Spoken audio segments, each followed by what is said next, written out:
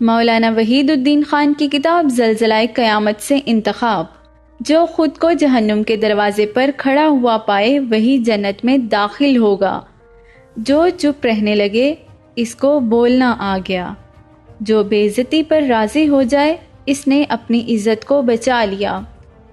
جو خاموش آوازوں کو سننے لگے وہی کان والا ہے۔ جس کو اپنی برائیاں دکھائی دینے لگیں وہی قابل تعریف ہے۔ جو اپنے سے آغاز کرے وہی دوسروں تک پہنچے گا۔ جو اپنی غلطی کو مان لے وہی درست راستے پر ہے۔ جس کی نظر میں تمام چیزیں بے لذت ہو جائیں اس نے لذت کا راز پا لیا۔ جو اپنے کو بے علم جانے وہی علم والا ہے۔ وہی آدمی باشعور ہے جس نے اپنے لاشعور کو جان لیا۔ جو کمزوروں سے ڈرے وہی طاقتور کی پکڑ سے بچ سکتا ہے۔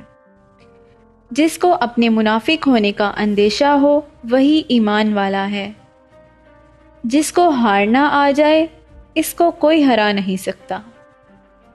اگر آپ کو ہماری یہ ویڈیو پسند آئی ہے تو اس ویڈیو کو شیئر کرنا مت بھولیں۔ ہو سکتا ہے آپ کے ایک شیئر سے یہ بات کسی کے دل میں اتر جائے اور آپ کسی کی اصلاح کرنے کا ذریعہ بن جائیں۔ اپنی میزبان انصب ناز کو اجازت دیجیے۔ اللہ حافظ۔